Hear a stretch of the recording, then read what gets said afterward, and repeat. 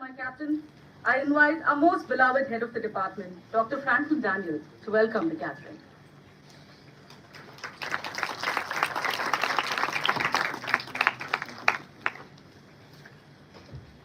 Good morning. I welcome you to the T.G. Narayanan 14th Endowment Lecture and distinguished guests, esteemed colleagues, beloved principal and honored speaker.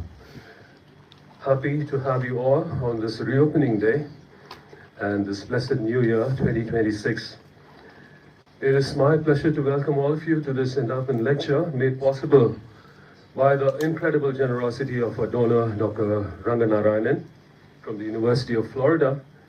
This contribution has not only facilitated this event, but has also underscored their commitment to fostering intellectual discourse and academic excellence.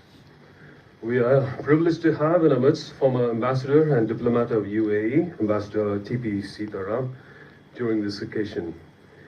He was a distinguished alumnus of our department and taught for a while and a resident of Bishop Heber Hall. We were supposed to have this program last month, but due to heavy rains during that day, it was declared a holiday. A busy person that he is.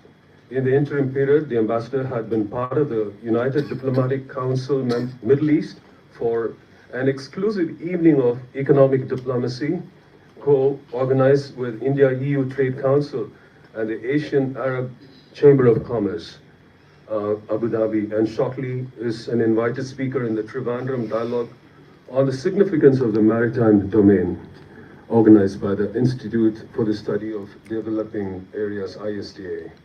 He's such a renowned expert in international relations. He brings a wealth of experience and insight to share with us today. Ambassador, your reputation precedes you, and we are eager to hear your thoughts. At this point of time, I'm also very happy to have in our midst the former head of the department, Dr. K. Joshua, Department of Philosophy, who was also instrumental in enabling us to have Ambassador Seetharam in our midst. And thank you, sir, for being here with us. And to say a few lines about Dr. Joshua, he chronicled the history of MCC from its infancy.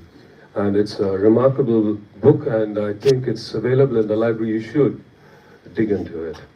And I'm very grateful to our principal, who's instrumental in taking forward this program. In fact, he was the one who suggested that this could be part of our endowment lecture. Thank you, sir, for being with us this morning. We are greatly honored. And please join me in extending a warm welcome to our distinguished speaker. And let's give a big hand to Professor Narayanan for his remarkable slide for today. Thank you.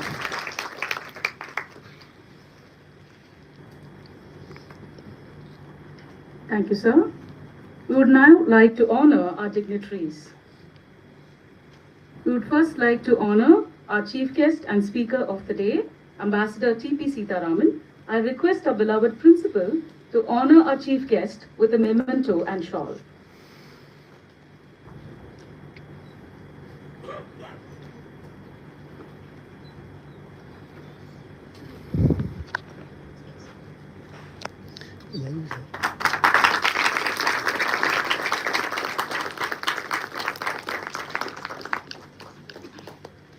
Thank you, sir. I request our head of the department to honor our guest of honor, Dr. Joshua Kalapati, with a memento and shawl.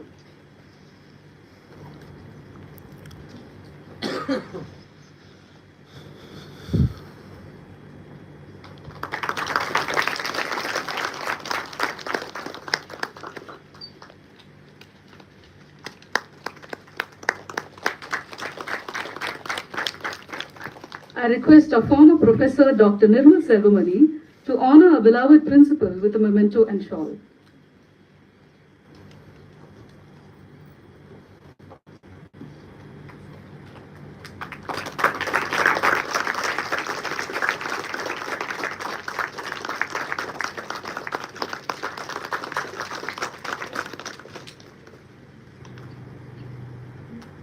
Thank you, sir. It is now my honor to call forward our beloved principal to offer his felicitations. He is the linchpin of our hallowed institution and who has made the word innovation synonymous with MCC.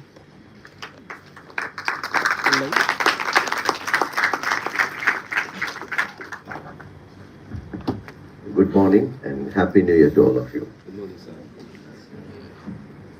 The head of the department, Dr. Franklin, Dr. Joshua, who was instrumental in introducing the speaker to us, and the chief guest, Ambassador T.G. Seetharam, alumnus of Madras Christian College, and former professors and students from other departments I could see. I normally do not take part in endowment lectures because 39 programs, it will be practically not possible for me. But when I met with Mr. T.P. Seetharam, it was so interesting to engage with him right from day one until this morning over breakfast. And I told him that I'll continue to be with him at least for a few minutes, 15 minutes here, and to be a part of the department's even endowment lecture. It was so interesting to listen to him from morning over breakfast, his own experiences, very enriching experiences as a diplomat in various countries, and the kind of maturity that he has as a consequence of his own engagements with various diplomats. And when I met with the Heber reunion, he was part of it. One thing just I appeal to the alumni of Madras Christian College.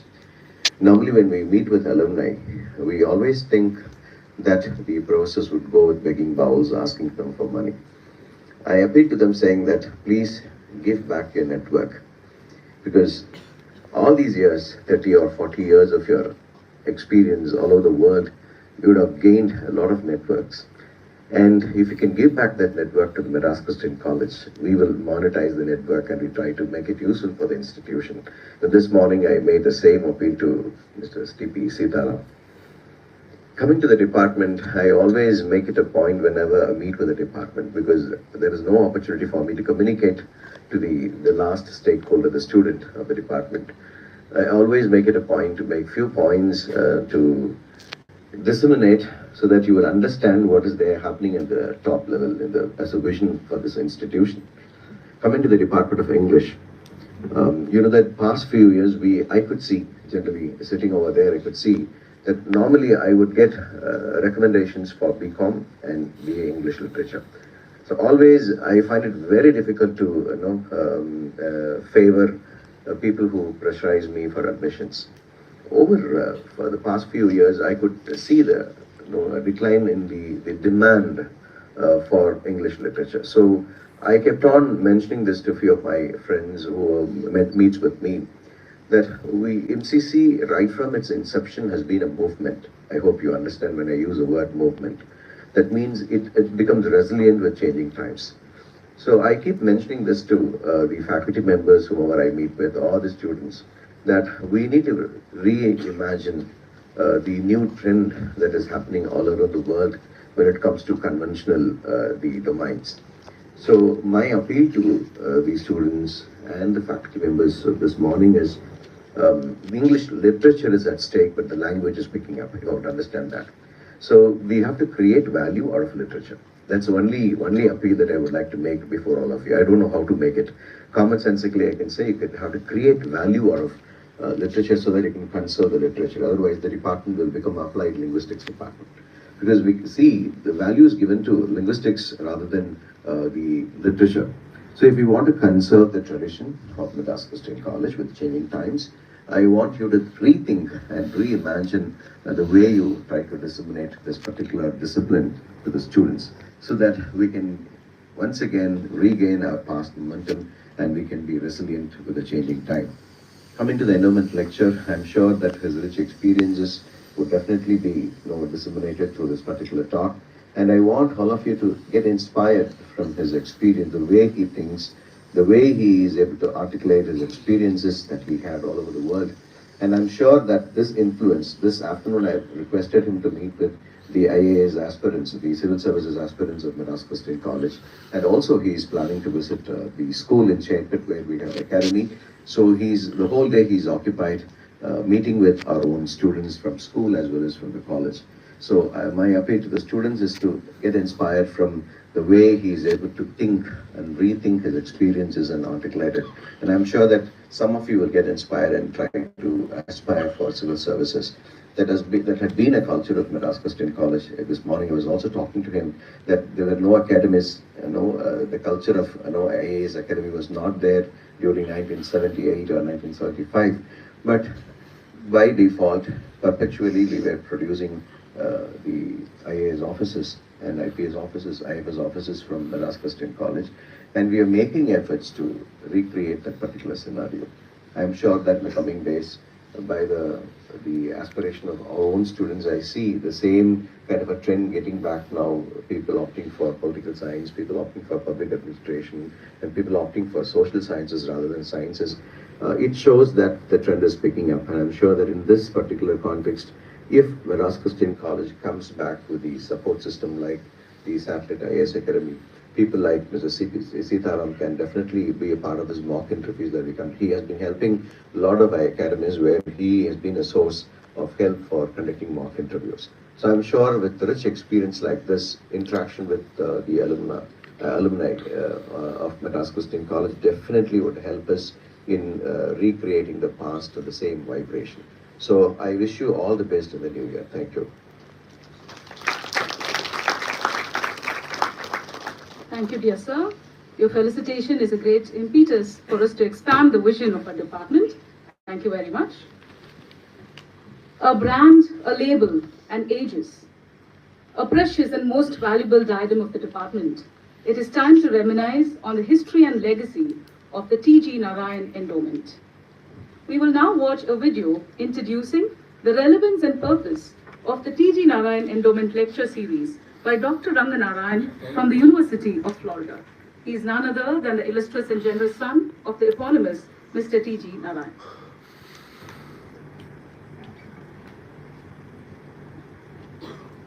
Members of the organizing committee of the MCC and the Department of English, thank you very much for granting me this privilege of saying a few words as to why we have chosen this endowment for the Madras Christian College. Mr. T.G. Narayanan was born well over a century ago, June 9th, 1911. His education was at the Madras Christian College. He did his intermediate here in Georgetown, so before this campus came into being, and he followed it by doing an honors in English at the Madras Presidency College. He then spent several years as a journalist in that reputed newspaper, The Hindu, principally as a war correspondent where he covered the Imphal front, and then he worked substantially on the famine that overtook Bengal, that took well over 2.5 million lives, and then wrote a book on it. Towards the end of the war, he was stationed in Delhi, where he, as a correspondent, he had interviewed several freedom fighters, and those were the years, the entire years of his journalism at the Hindu that he considered the best of his life. He then, after the war, joined the United Nations at the behest or at the suggestion of Pandit Nehru. And there he worked on the commission, the War Commission of Germany and the freedom of Indonesia from the Dutch. And in his final years, he worked on nuclear disarmament on the 18-nation test ban treaty in Geneva as the representative of Dag Hammarskjöld, the then Secretary General. Now, these series of lectures have had several people, they were mentioned, English literary scholars, Orientalists. The first speaker was Gauri Vishwanathan of Columbia University. We had activists, novelists like Jerry Pinto and Chitra Banerjee. Because T.G. Narayanan had spent many years that he considered his best as a journalist, it is fitting that we remember him by having these series of lectures in the humanities. And I am grateful to have been given this opportunity to speak about this endowment and why we have had it. Thank you very much, and I'm sure you're going to have a treat. Thank you, dear Alan, a research scholar, for playing the recording, and he's also our tech support for the day. We have a special memento to give away to our former professor, Dr. Nirmal Selvamani. I request Dr. Rufus, the Dean of International Programs, to honor our former professor with a memento.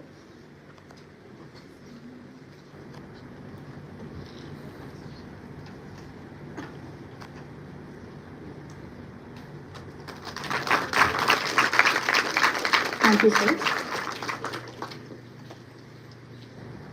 This endowment, in tandem to tradition, has been a special bonanza for our students in instituting the T.G. Narayanan Endowment Essay Competition. This academic year, we saw a fierce battle of quills between our students. However, three managed to outshine the verbal extravaganza. The prize winners of T.G. Endowment Essay Competition are, in the first place, we have Ms. Fenula Hepsi from 1st MA English. Coming second, Ms. Lindsay Rose Jody from 2nd MA English. And standing third, Ms. Zibya Merin Kuriakos from 2nd MA English. The 2nd MA English students are busy with their NET exams. So we have our 1st MA student, Fenula. We request you to come up to the front.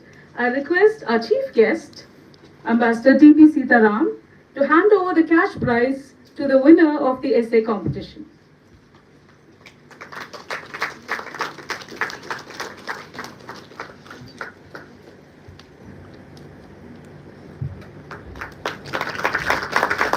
Congratulations, Fenula.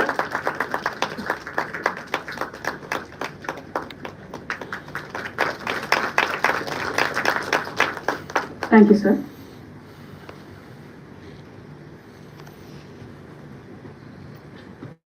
July 21st and 22nd, 2025 were red letter days in the department's calendar. A two-day international conference on hermeneutics in action, bridging traditions and innovations was held, bringing together experts, myriad talents, and contrapuntal research papers.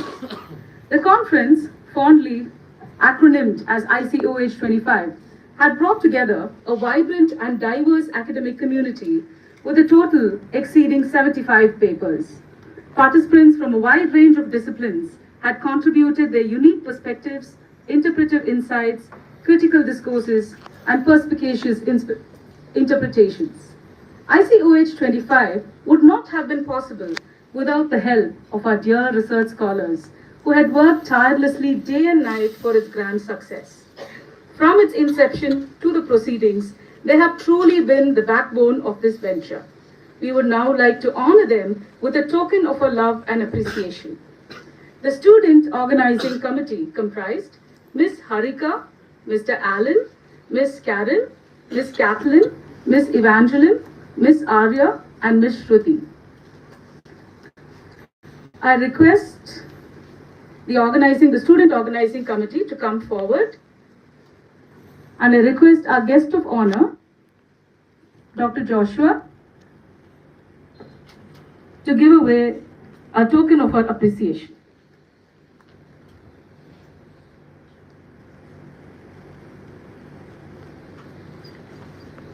Thank you, Ms. Karen Roshi.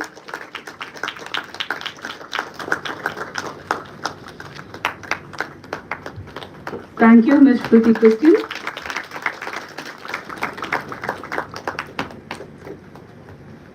And thank you, Mr. Alan P.G.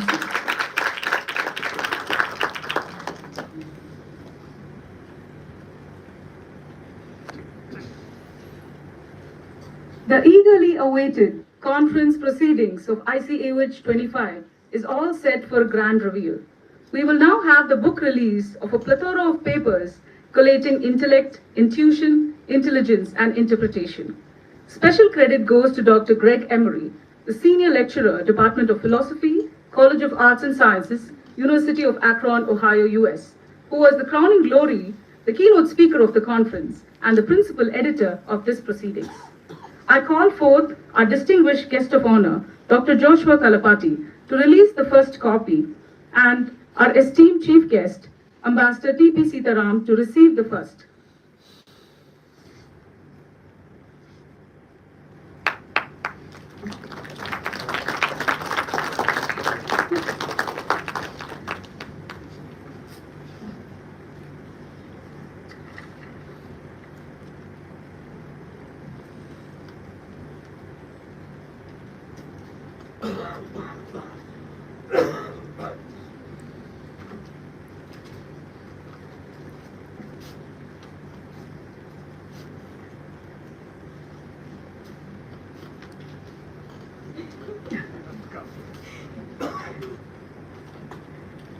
Let's have a huge round of applause for the release of the conference proceedings ITOH 25.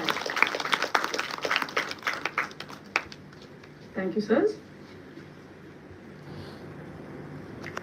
It is my privilege to call upon a very special person, our distinguished guest of honor, a legendary teacher, an ardent researcher and writer, and always remembered as the author of The Life and Legacy of Madras Christian College, Dr. Joshua Kalapati, former head and associate professor of the Department of Philosophy, to introduce our chief guest and speaker for the day, Ambassador T.P. Seetharam.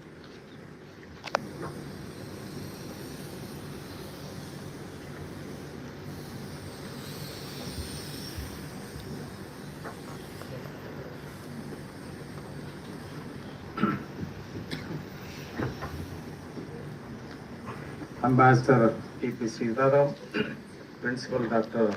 Wilson, Head of the Department Dr. Franklin, former colleague and fellow Hebarian Dr. Nirmal Selamani, former professors, my dear colleagues and student friends.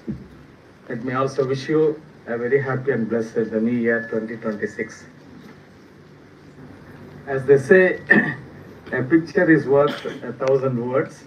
So let me begin by showing you this very special photograph. I am sure you can recognize the chief guest, Ambassador Sri Seetharam. Can you? Yes. Right in the middle is our great principal, Dr. Mitraji Augustine, who was the warden during those years. So this photograph was taken in the year 1978. So 76 to 78, Ambassador Seetharam did his masters in English literature, and he also was the chairman of Bishop Heber Hall cabinet. So this is the photograph of the Heber cabinet. So right in the middle we have warden Dr. Mitra Augustine, and to his left is T.P. Seetharam. To his right is Mr. Bhaskaran. On the extreme left you find David Devida. Just above the warden, Mr. Augustine, is one Ian Ernest. Now why I show this particular photograph is because that those who occupied positions as cabinet members in the hall and also occupied important leadership positions in the department went on to contribute to in the larger, wider arena of life, occupying very prestigious positions, not only in India but around the world. Just to say, of course, I have to say more about Sri Seetharam. And on the extreme left, you find David Devida. He became a well-known publisher. He was earlier with Penguin, and then recently he moved and started his own publication, Aleph Publications. And one of his books is The House of Blue Mangoes, Neelam, what you call. That was the title of one of his novels. And that relates to, a part of it relates to his life in Heber Hall. So he went on to become a very big publisher today, well-respected publisher. Bhaskaran, who is seated on the right of Dr. Mitra Augustine, became personal secretary of the former Chief Minister, Mrs. Jayalalitha. And then above Mitra Augustine, Ian Ernest, who was entertainment secretary in that cabinet, went on to become the Bishop of Mauritius and also Archbishop of entire Indian Ocean Diocese. And and of course you have top right, you have Theo Nagam, and who was our sprinter, sports person, and he is settled in New Zealand today. So I'm sure others also made their mark in their later life. So, so those who occupy important positions here went on to contribute in diverse areas of life. So it's a very, very precious, very, very special photograph. And of course, our mentor is Dr. Mitra Agustin. I could speak hours together about him, how he mentored not only the Hebreans while he was the warden, but later on students of the college and also his own colleagues. Now, it's my wonderful privilege to introduce the chief guest, Ambassador T.P. Seetharam. And I already showed you the photograph and said he was the chairman of Bishop Eber Hall that year, 1977-78. He did his BA in Loyola College in English literature, 74 to 76.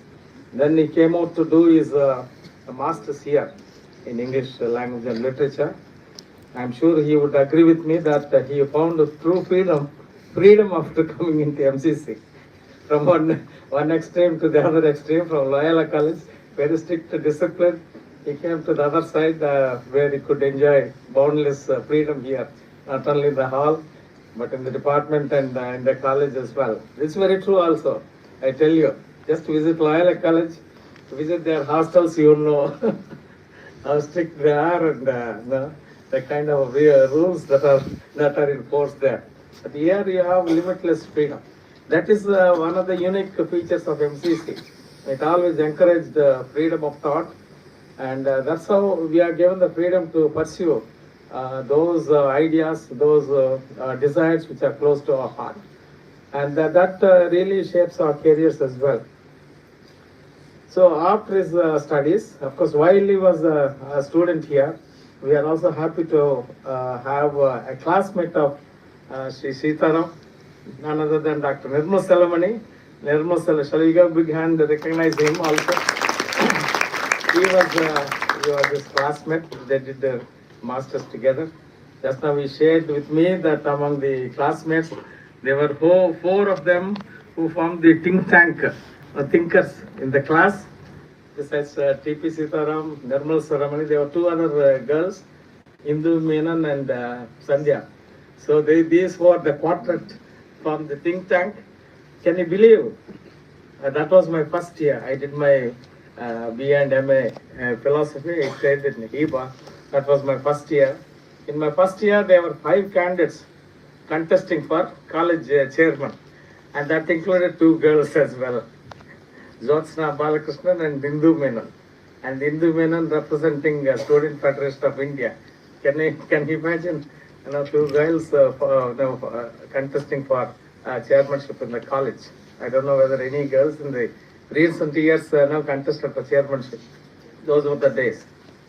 Now, while he was a student here, Seetharam had aspirations to get into civil services. And he hails from a very, very distinguished, very distinguished family. Let me also begin by mentioning, he hails from God's own country. Okay?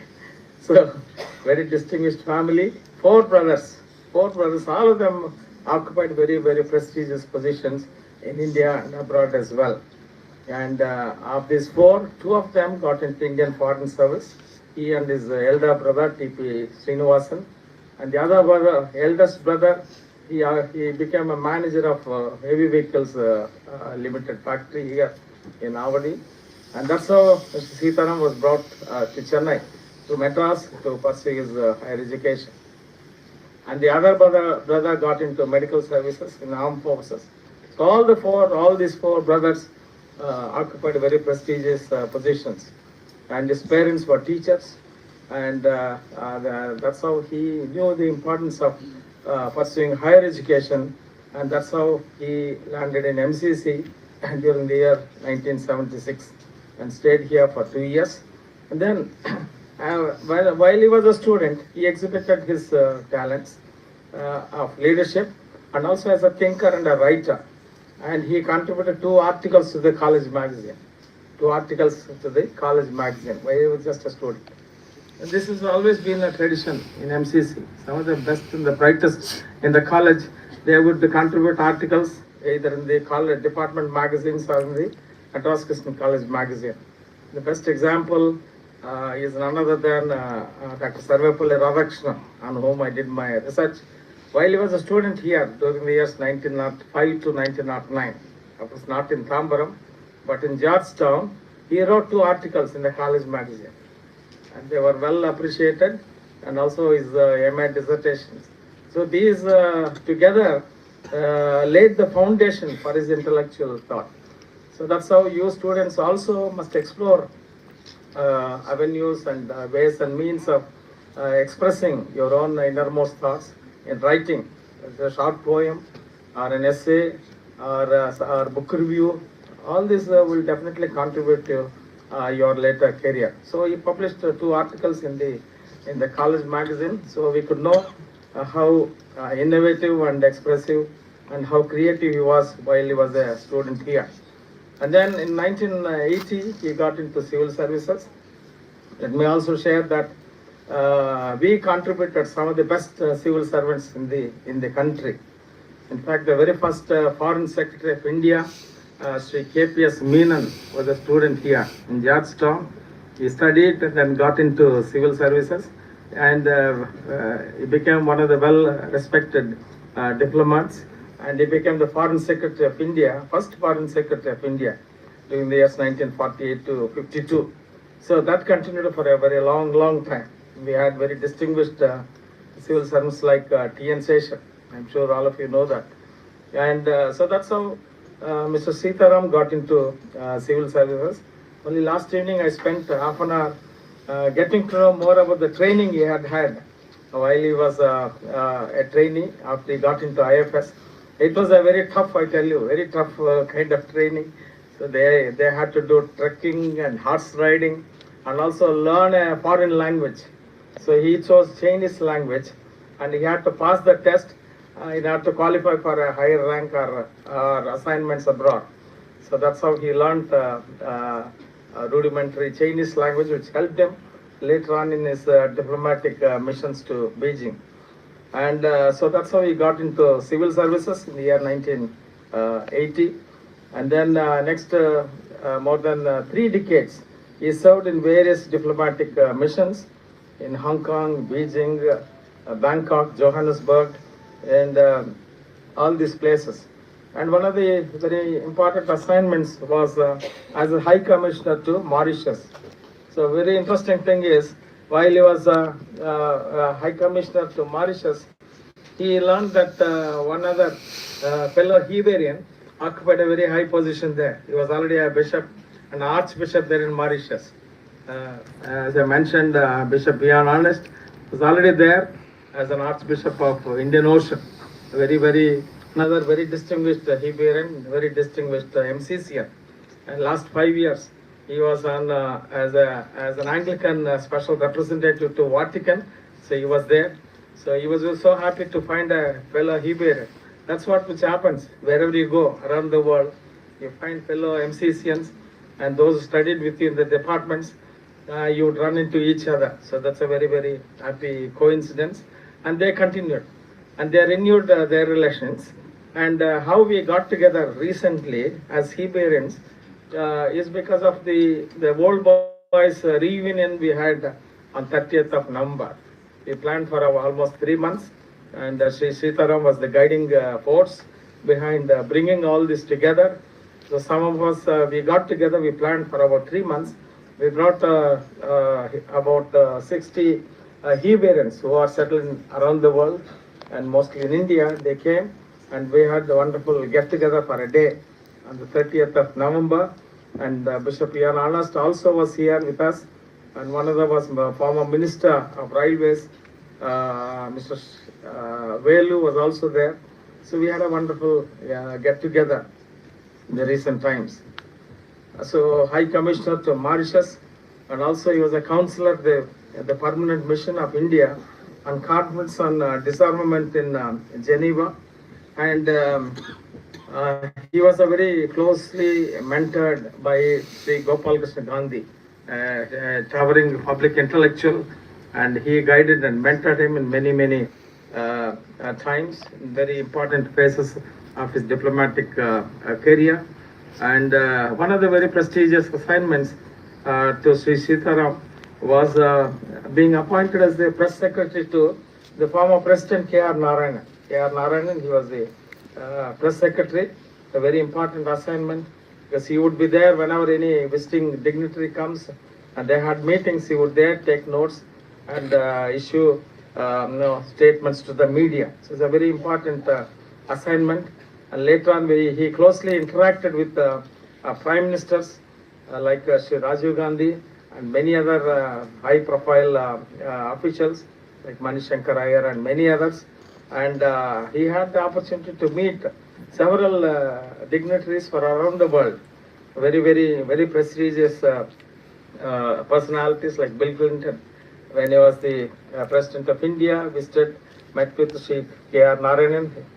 Sri Seetharam was there and listening to them and then taking notes about their conversation. Angela Merkel and many other these very illustrious personalities he could interact with. So it was a very inspiring, wonderful career as a diplomat. And finally, he was appointed as ambassador to UAE, and he served as an ambassador during the years 2013 to 16. So it was a very prestigious career.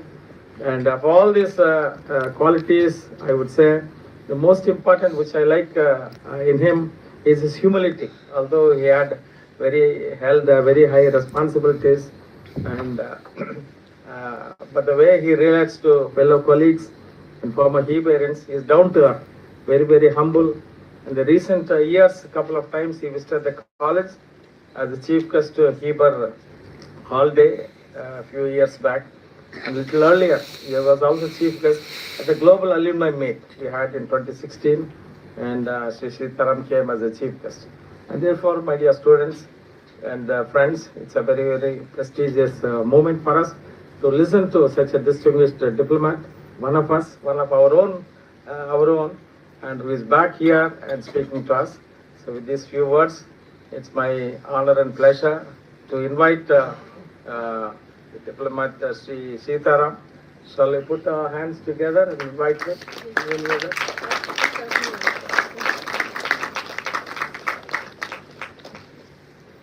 Thank you so much, sir. That was a fantastic introduction. You are the living encyclopedia of the life and legacy of MCC. Thank you for making it so reflective with those beautiful nuggets of nostalgia.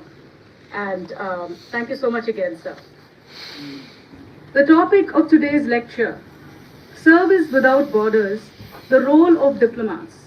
This reminds me of a quote by Sir Winston Churchill. Begin quote.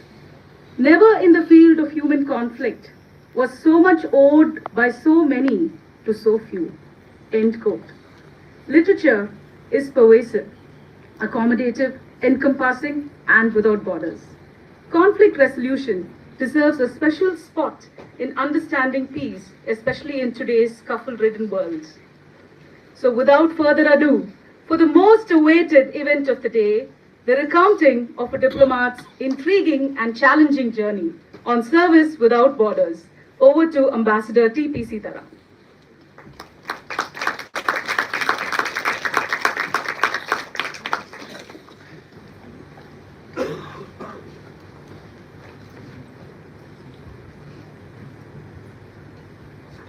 Good morning, everybody. Happy New Year.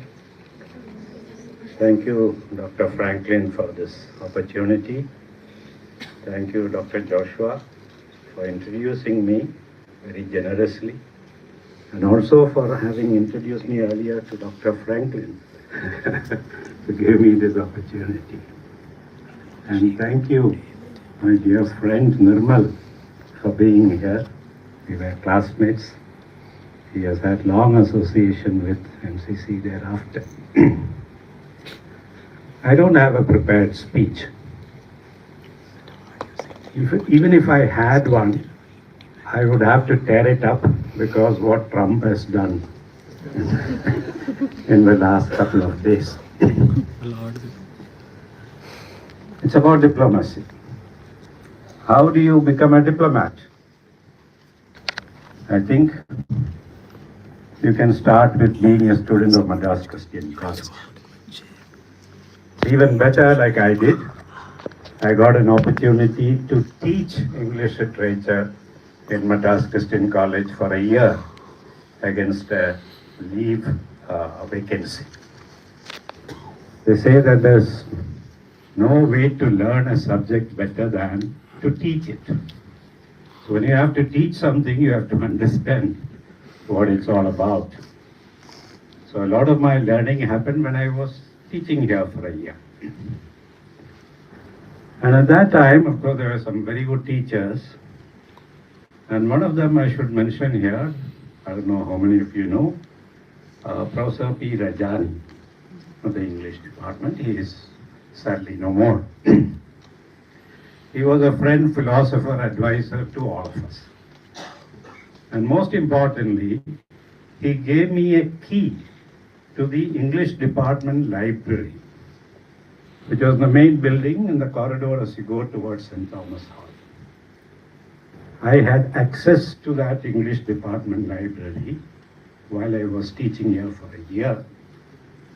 And after having stayed in Heber as a student, I was staying in St. Thomas Hall while being the assistant professor of English. So after dinner, I would walk with that key to the main building. There was nobody in the main building at that time. And I would lock myself into that tiny library and stay there and read and take my notes and sleep also in the chair when that was necessary. In between, I would take short breaks, walk past Salayur Hall to a bunk run by Sands bunk, where one could buy bun filled with hard-boiled egg and pickles. That was refreshment for late sessions into the night. But yes, that library was very helpful. I chose English literature as one of my subjects for the civil service exam. I had to opt for one more subject. I took sociology, a subject about which I knew nothing. But a friend offered to lend me his notes. I only studied his notes. I passed the exam, he didn't. His father was at that time Foreign Secretary of India. His girlfriend also was taking the exam and studying from his notes. She also passed and joined the IAS. He became a distinguished person in the NGO sector thereafter. So MCC is a good place to begin with.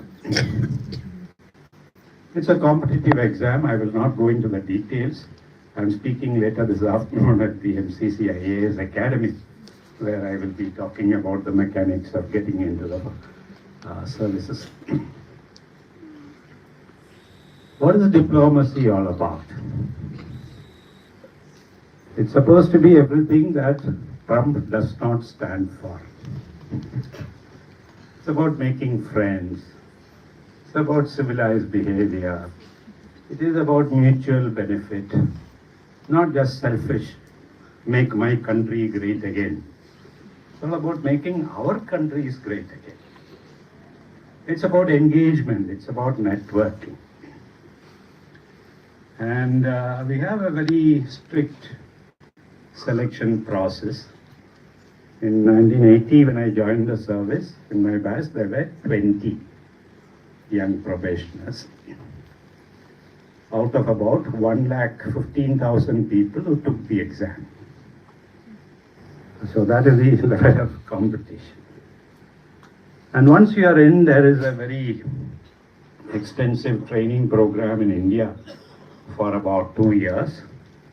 As Dr. Joshua mentioned, you are sent to Jawaharlal Nehru University for some time.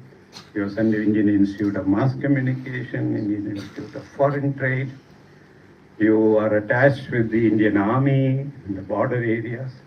You learn how to fire a pistol and a semi-automatic gun, and you are attached in the office of a collector in a district for an extended period of time as assistant collector and so on. You are allowed to, in fact, you are taken around the country in what's called Bharat Darshan, where you familiarize yourself with what is happening in India. We should never forget that as a diplomat living abroad, you are representing India. India with all its glorious history and past, India with its achievements, and India with all its flaws. Thank you. India with all its flaws and problems, which we are familiar with. So you need to understand India very well if you wish to represent India outside. My first assignment was in Hong Kong, as was mentioned. My job was to go there to study Chinese language. I had opted for it. They ask you which language would you like to study. And if there are many people wanting to study the same language, then the government will decide who will get what. Out of the slaves, because they were given £3 a year as salary. Today, majority of the population of Mauritius are of Indian origin. The president, the prime minister, and 24 out of 25 ministers have to be Indian origin. And they're doing quite well. There's something called a double taxation treaty. If you're interested, read about it. How Indian money goes to Mauritius and comes back to India in order to avoid taxes. So when I was there, we had to renegotiate that agreement so that it is not misused.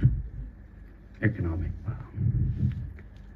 And then my last assignment was ambassador to UAE. When I was about to go there, I read about our relationship and found in 2013 I went there. Since then, no prime minister had gone there. So at that time when I went, Prime Minister was Sri Manmohan Singh. So when I told him, sir, this is really not right. It's a 3-hour flight. You can go on a Sunday when they are working and we are not working because their holiday is on Friday. And we have 3 million Indians living there. We buy most of our oil supplies from that country. How is it that an Indian Prime Minister could not have found time to visit? He told me, I'm ready to visit. But some people told me maybe we should not at this time. So I went to meet the finance minister and said, this is what he said. UAE had made 3 big investments in India at that time. In ports, by Dubai ports, Etisalat in telecommunications, and MR in properties. All these 3 investments had gone down the drain because of poor partnership or resistance by vested interests in India. So the Prime Minister, what would he do going there, asking for further investment when all the investment they made in India had gone down the drain? That was the reluctance. But eventually, once I was there, I was told that he's ready to come. But then he declared elections. You can't have a Prime Minister who has declared elections to visit another sovereign country. So which visit was put off. And in 2015, I was able to arrange the visit of Prime Minister Modi to UAE. Great success. Again, if you are interested, please look for the joint statement of 2015, August, between India and UAE. 33 paragraphs about how India and UAE will cooperate in future. It is 10 years since then, and most of those paragraphs are being implemented. They are now our 3rd largest trade country. They have promised an investment at that time of $75 billion. But it is not handouts. You have to come up with concrete proposals so that they can make some profit from their investment. My last count, they have been able to put only $20 billion in India because of India's inability to absorb more investment into concrete projects.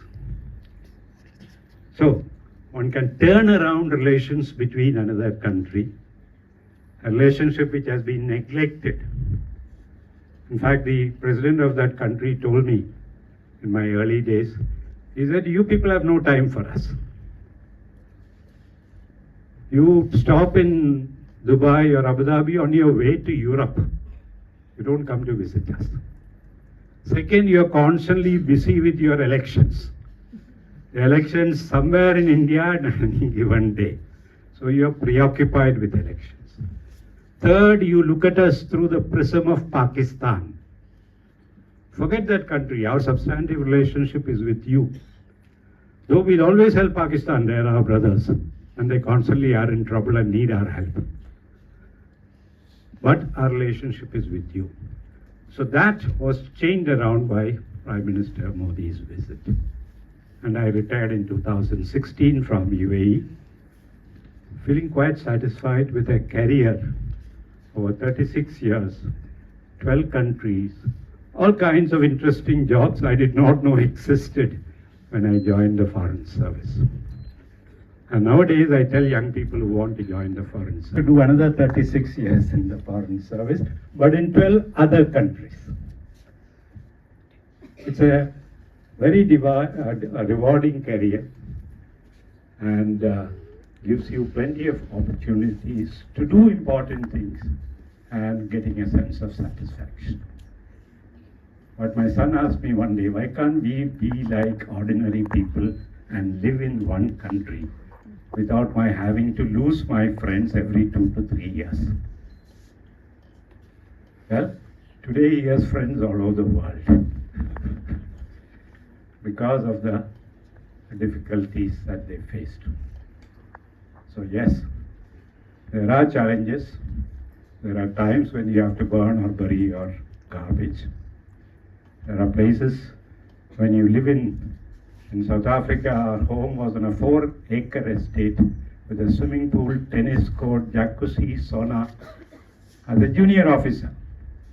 So you go through that also. You enjoy luxury. You have to be careful how much you drink because you are expected to entertain and you constantly have liquor at home. Some people say diplomacy is 50% protocol and 50% alcohol. So you have to be very careful how you manage that. So if anybody is interested in a career in civil service or the Foreign Service, you can always contact me for advice. I'll be talking to the IAS Academy in Chetpet this afternoon. Thank you so much.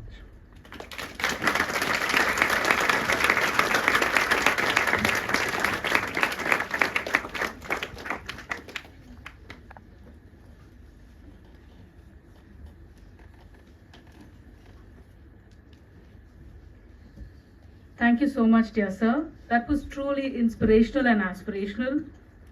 So where do I start? That was around the world in an hour or so, right? One of the biggest takeaways for me and all of us here is to stay calm and be an MCC in all ways. Round of applause here. The importance of books, the importance of accessing knowledge when you get the opportunity, the importance of reading, the importance of disciplined routines, and being very adaptive to changes. Sometimes it's lazy. It's good to be lazy, to sleep in and miss a tsunami and have a garbage bonfire probably. But I think the cool collectedness of taking up anything from being it trivial to the fanciful luxuries and to treat it all with an honest mirth, that's what Sir's entire lecture proved to us.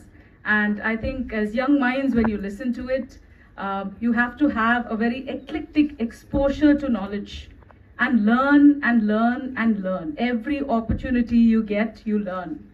And just because you studied something or you excel at it, it doesn't mean that the world or the universe is going to reward you very soon. It's going to test you. It's going to see how determined you are to hold on to that learning. But when that opportunity comes, go slay. And that's what Sir has done through his entire career of 36 years. And the way in which he said, I would, do that all over again, but in a different context with different countries for another 36 years, that just proves his mettle. Thank you so much, sir. Thank you very much.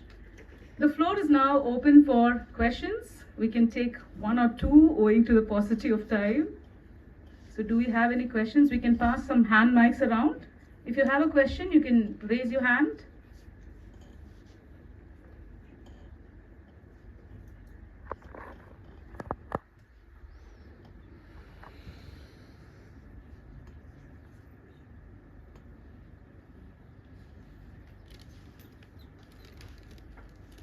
Do we have any questions?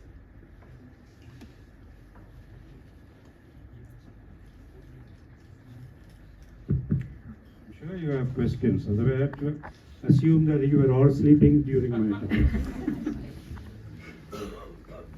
So my name is David Wesley. I teach here in the Department of English.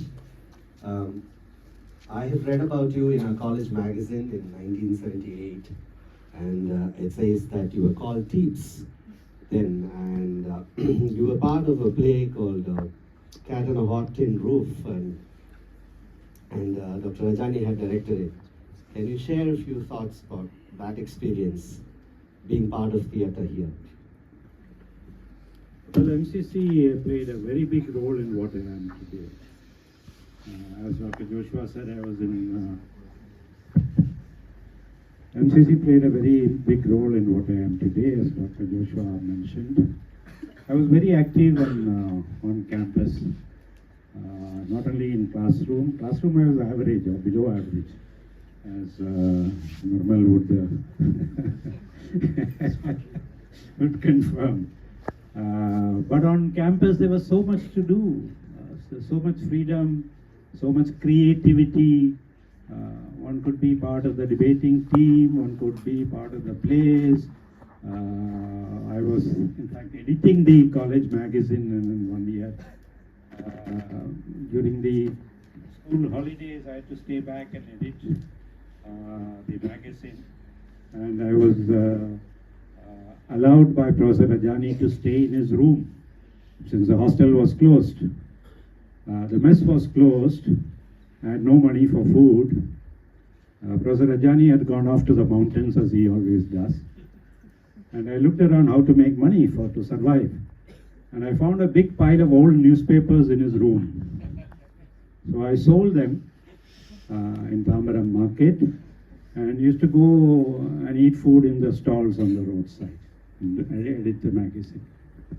So it was challenging, but it gave me tremendous opportunities in terms of creativity, of networking, of connecting, and so on. Since then, I've come across MCCites in different places.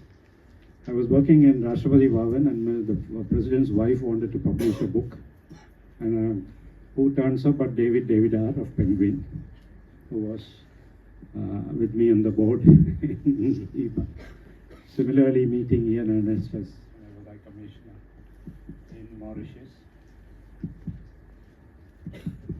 Okay. So, yes. You see, foreign service is not about a particular subject. It's about life. It's about people. And I think what MCC teaches is how to live life well, how to connect with people, how not to hesitate to come up with your ideas and implement things and do things and succeed. My experience as chairman of Heber Hall, managing the general body meetings, was extremely useful in my work with the United Nations, where I had to chair some of the meetings connected with disarmament and so on.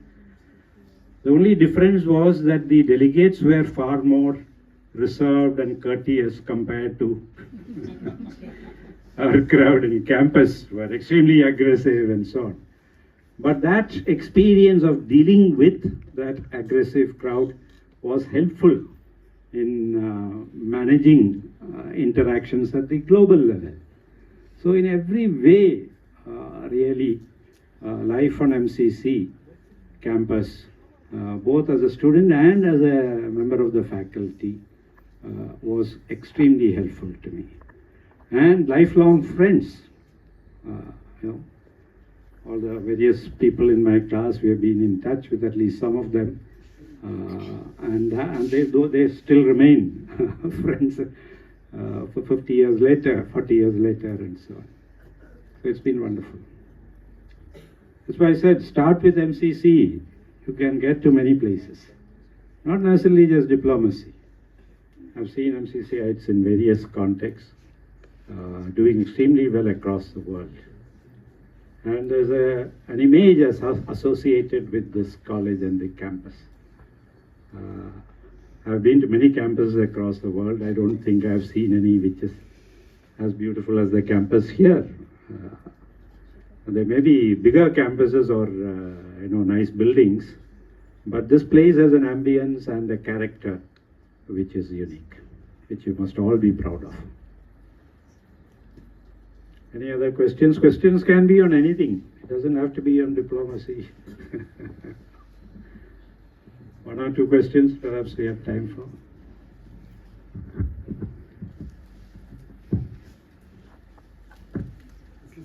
Good afternoon, sir. Yes, please.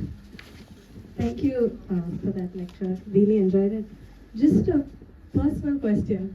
So you traveled across the world and there were a lot of commitments that you had to attend to. What was it like in your familial context? Like, how are you able to manage that?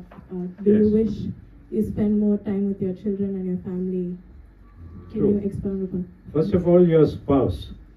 Your spouse, whether you are a lady officer or a male officer, spouse has to deal with much more challenges than you have to. Because once you reach a country and you sit in the embassy, your work environment you're familiar with. All your colleagues are Indian diplomats and style of doing things and language, all that is familiar. But for your spouse, in my case, my wife had to go out to an environment where the language was different, customs were different, shops were different, what is available was different. And she was constantly being told by me, there's a delegation coming tomorrow, 25 ministers, please organize dinner. The only help she had, which Government of India provides, is you are allowed to take a cook with you on your postings. So the actual cooking is done by somebody, but she had to do the entire planning and organizing. And we were in a country like Zambia initially, where there was a severe shortage of foreign exchange and a severe shortage of everything that you needed in life. There were no biscuits, there was no cake, there was no flour, there was no cooking oil most of the time. But as diplomats, we had to drive to a neighboring country called Zimbabwe and do all the shopping and bring it over. Or we bought stuff and stored them for a year whenever it's available. So she had to face much more challenges in adjusting to a new environment. When we were in Hong Kong, she studied some Chinese. She had to learn cooking Chinese and shopping Chinese, while I did a different course. And then she had to keep herself busy in all these places, which she did creatively. She learned decoupage in South Africa. She used ostrich eggshells and painted on it with Indian themes. She learned porcelain painting in Switzerland. She learned Chinese painting in China. She organized Indian art exhibitions in all the countries that we went to. So she had to use her own creativity. She was not allowed to take up any job that she pleased. Government of India had to very carefully clear any job opportunities. If one could have taught in an international school, that is what most spouses do. Or if you are a doctor, you could practice in some countries, not in other countries with the degree that you had. So the option was very often teaching in an international school. And the children, as I told you, it's very tough on them because every 2 to 3 years they have to give up all their friends, go into a new environment, new classroom, new syllabus. Most places in international schools, but some places like South Africa did not have international schools, so they went to a local school. And I took my son to South Africa at the end of apartheid.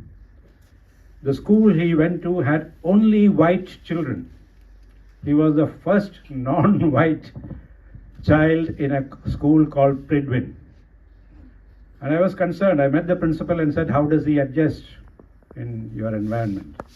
He said, don't worry, we'll try to do our best. Because education there was based on skin color. Indian children had to go to an Indian school. The black children had to go to an African school where they taught you how to wash clothes and iron them, not science and physics. So he was the first non-white child going to an entirely white school. And our experience surprised us. The school formed a committee of 4 children to welcome him at the gate when he came. And they took care of him, adopted him, and they introduced him everywhere and made sure he was not ragged.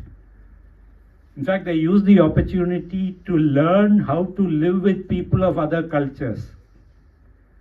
So he had a very good experience, and soon he was playing rugby. Rugby is the kind of favorite sport of South African whites.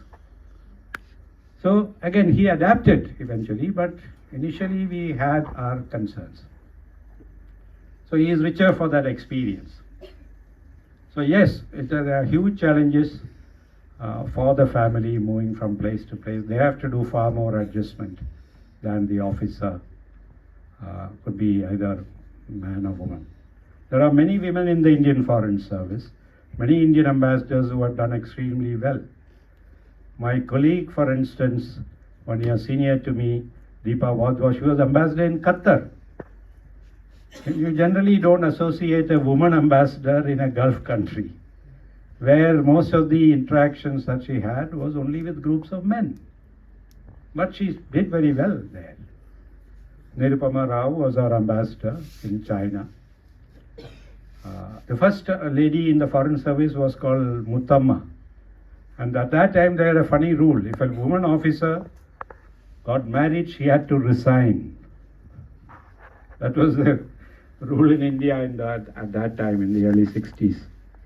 She fought against it and got the rule changed. But she refused to get married. That was the personal choice. But since then, our women officers have had no problems in getting married and continuing in service. There was a time when the salaries were not the same. But that again, our women officers fought against and ensured that they got the same salaries and privileges as the men officers.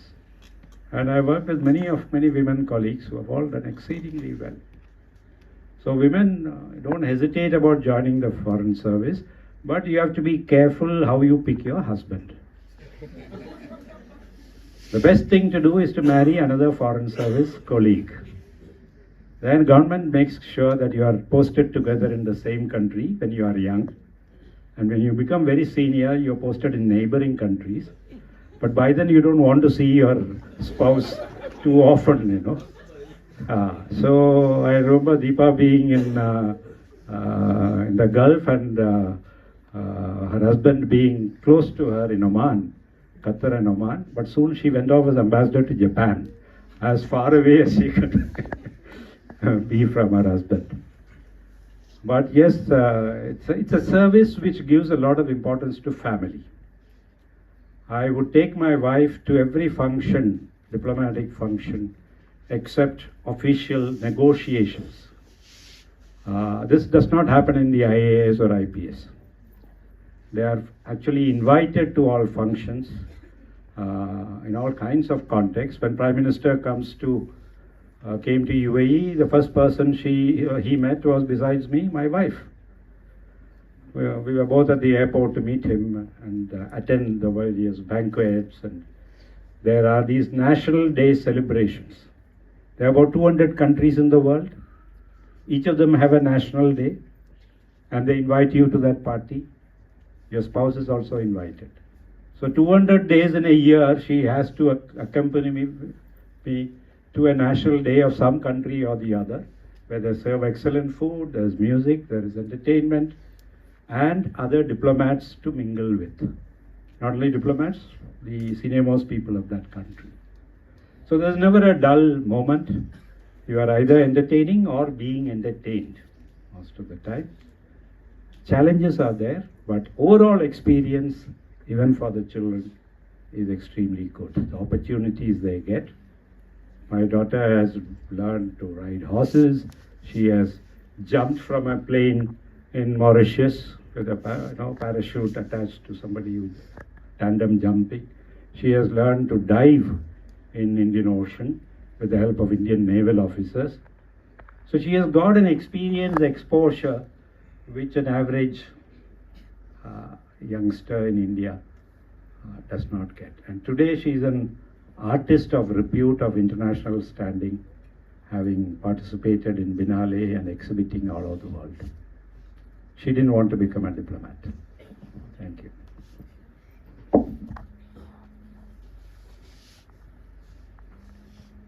We can take one more question.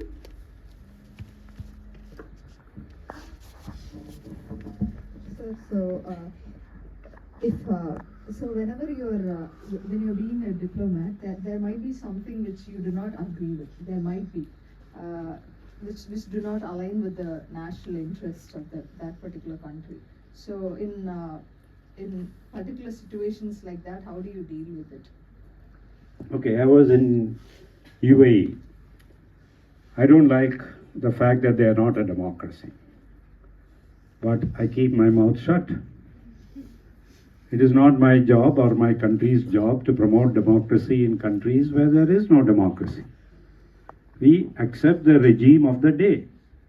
If we can deal with dictators in Pakistan, if we can deal with Communist Party in China, why should we go around propagating democracy to those who don't want it? We talk about mutual benefit projects, programs, and so on. In Taiwan, many years ago, about 25 years ago, I was able to bring the leader of a company called TSMC, biggest producer of semiconductors chips in the world. I brought him to India because I was promised a meeting for him with the Prime Minister of India, Manmohan Singh at the time. It is important that India produce semiconductors. Doesn't work. But when we reached New Delhi, I was told, sorry, the Prime Minister is busy with something else, he can't meet. The man was totally disappointed. He went back. Now, 25 years later, Tatas are entering into a deal with a Taiwanese company to start manufacturing semiconductors in India, while the Chinese have been doing it all along. So here is something which I disagreed with my government and the lack of attention they paid to a technology opportunity for the country, which we regret now. Today we are trying with same country, Taiwanese companies, to make chips. I wish we had done it at that time. So there are times you feel problems with the host country or with your own country. Today, for instance, I don't agree with our Indian position about our statement on Venezuela. We have lost something by not reacting strongly. We call ourselves the voice of the South. Remember G20? We claim we are voice of the South. We are Vishwa Guru. If we are voice of the South, why aren't we voicing the opinion of the South? Countries like Sri Lanka, Ghana, and so on have condemned what President Trump has done, calling it a violation of international law, and not in compliance with the UN Charter. What does India's statement say? It says we are deeply concerned. It doesn't name USA. It says we wish that all parties will peacefully resolve solutions. That seems to suggest that Venezuela is equally responsible for creating the suggestion. So yes, I do not agree. Today I can speak about it as a retired officer. In the service I wouldn't have been able to, but it's a wisdom of Dr. Jayashankar and the Prime Minister and so on. They have their reasons. We have vested interest in Venezuela. We have invested billions of dollars there in oil, and we may benefit from America's taking over all that oil. We may be able to buy more Venezuelan oil from the Americans now. That may be the interest. But then we have lost a certain standing in the world, the moral standing that we had. And we cannot claim to be leader of the South if we pursue a purely selfish position, which is reflected in our statement. So you may not agree everywhere. Privately, you can convey your differences to your government. But once the government overrules you and says, no, that is not our policy, this is our policy, you have to follow. That's where I said my mother turned cause sober. You cannot challenge India's national interest as projected by your leadership. You have to toe the line. Last question. It's from me. Thank you for taking us on a whirlwind tour, sauntering into Venezuela, and sure enough, China may follow suit. Do you see threatening dark clouds so that war is kind of there? Like, has the Third World War started in your reckoning? Because one of the world wars, as you know, started by one country invading the other. Like we have the Ukraine thing that's going on, and even Israel. Another thing that you said was very interesting when the stamp in the passport that South Africa and Israel were the only countries that you cannot visit. But then South Africa was the only country that went against Israel in the ICC recently. Could you put all these things together? First thing, a good diplomat will avoid making any predictions. It's a dangerous ground, even to say what will happen tomorrow. We should leave that to astrologers. What you try to do is project, certain things that could happen without saying that it's going to happen this way or that way. If one pays close attention to what Trump and people around him has said in the last few days, they are talking about Iran being a potential target. Now, attacking Iran would be quite a different game from taking over Venezuela. It could draw in its close ally like Russia or even China.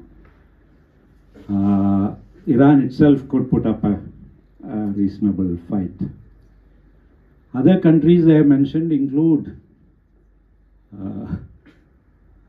South Mexico as a potential candidate, because Mexico has plenty of oil and differences with USA. Canada has been named as a state. They want to make it the 51st state of USA. We thought President Trump was joking. From his actions subsequently, we have learned that it is not a joke. He has made claims on Greenland. He has already declared most of Europe as useless countries which have been flooded by migrants of different religions and backgrounds and so on. So for him, nothing is sacred. We have gone back in diplomacy by 200 years. United Nations has no role in his scheme of things. He has withdrawn from various UN bodies. So if tomorrow China decides to act on Taiwan, or some other countries, including Russia, decides to act on some other countries in its neighborhood and so on, we are in for very difficult times. It is uncertain times. I told you various countries I have been to in different situations, they were all in transition. They were also uncertain times. Some of them have turned out better, some not so well. But it's very difficult to predict exactly what will happen. But more harm will come out of what has happened in Venezuela than good. It has broken certain principles. It means that you can do what you please as long as you have force. And there is no mechanism to deal with those things. South Africa had the courage to take Israel to the International Court of Justice, ICJ. And ICJ has taken a decision against Israel. But the problem is today's world is run by Mr. Trump, by USA. And USA is not a member of the ICJ for good reasons. It does not respect the judgment of ICJ. If USA was a member of ICJ and respected ICJ's judgment, several presidents of USA would be in jail for US activities, say, let us say in Vietnam, in Afghanistan, in Iraq, in many countries in Latin America. What they have done is based on what is called American exceptionalism. What does it mean? America makes its own rules. Other people's rules don't apply to America. What America says is rules apply to everybody else. And that is where, till now, India has shown some backbone and standing up and saying, no, that is not acceptable. You cannot lay down rules which we have to follow, which you don't have to follow. So that is called strategic autonomy. And we have till now generally spoke about that. But yesterday we seem to have allowed that to pass for whatever reason. Government may be justified in it. Government is wiser than all of us. So we hope they are right. But Indian diplomats will find the next few days difficult, facing their colleagues from other countries who will ask you, hey, what is your country's position? What is your first statement after what happened? We told Indians, avoid going out of your house in Venezuela. Travel advisor. How many Indians are there? I believe total number is 80 or so. Is that our reaction to an earth-shaking event which has been condemned by most countries? We should have at least said two things. One, respect international law. Two, uphold the UN Charter. We could have said these without naming US if we don't want to upset them. But we did not do that. We only expressed some concern. So yes, Indian foreign policy is very complex, and you don't hold all the strings. Even in our neighborhood, what happened in Bangladesh, how Maldives reacted to us earlier, how Sri Lanka reacted to us earlier, all those are not in our control. In fact, it's all very much part of their domestic politics. If you look at Bangladesh, half the population of Bangladesh wants to destroy India. But there is another half of population of Bangladesh who are very grateful to India and want to be friendly with India. This is part of their internal politics. So they will use, the same thing happened in Nepal. The only friend that we have in our neighborhood is poor Bhutan, neighborhood. Bhutan and another country where I worked, Mauritius. Bhutan and Mauritius always votes with India in the United Nations, thank God. But we don't have a third country that we can call an ally. Everybody looks after their interests. And they will all be questioning our Indian diplomats today about what is your position. Do you represent us, the third world? And why not? So you are in a tough situation. Our diplomats will be in a tough situation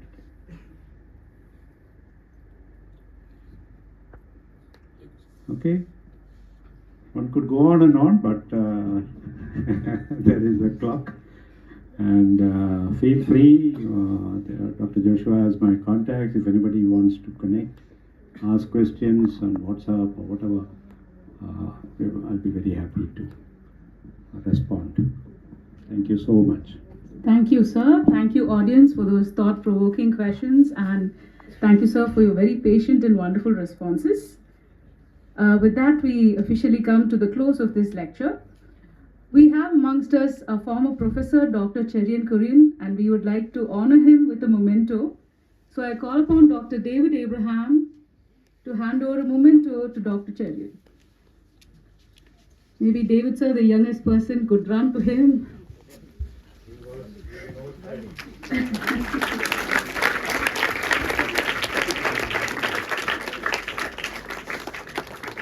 TPS. Remember me? Yeah, of course. I'll meet you. Yeah. Thank you, Cheriot sir, for joining us today. Thank you, David sir. I think I made your day. I now request our beloved treasurer, a person who goes out of her way to support all department endeavors, Professor Dr. Aruna, to propose the vote of thanks.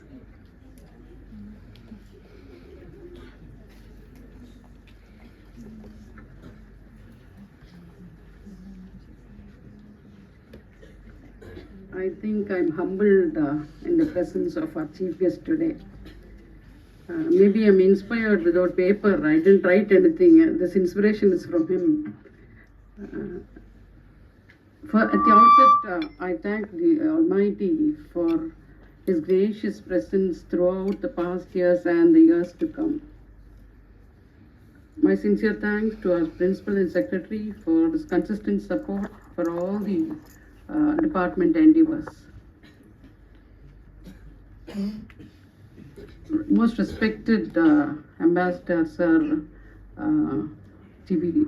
Seetharam sir, 36 years, 12 countries is no mean achievement, and still a humble person. And if we had been donning such a kind of a position, we would not be sitting here, right? We would be flying always. The humility with which he narrates things, I think all of us need to imbibe this humility from him. And there are two things that I look at it. One thing is, it is a cue for the aspirants to take up IFS.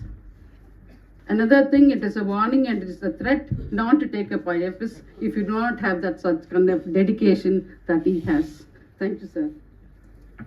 My sincere thanks to Dr. Joshua sir, who has been there as a source of support for all our programs, and his veins, right, is full of MCC, right, such a loyal MCCN. Though I had not been from MCC, right, I think I need to learn such kind of loyalty from Dr. Joshua sir. Thank you, sir. And our former professors, Dr. Nirmal sir, Professor Chedin Kodin sir, thank you for your consistent support. Franklin sir, our own head, who has been steering through us, through all the programs, walking us through, right? He has never been a head, he has been amongst us, steering us through all the endeavors. Our professors, our colleagues from the department, I thank you. And my student friends, I think I need to appreciate them for their disciplined presence today. It has been a custom with the literature students, always give a hand for your own selves.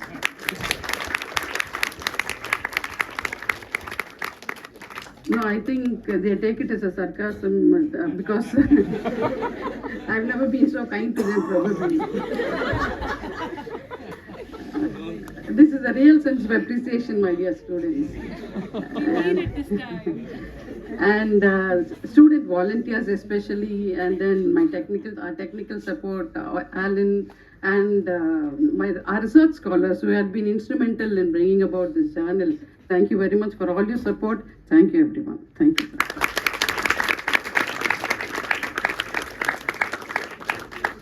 Thank you, dear Aruna ma'am. I request the ever so sweet and smiling, a vibrant teacher and a huge support system to us all, Dr. Ann Thomas, to offer the closing prayer.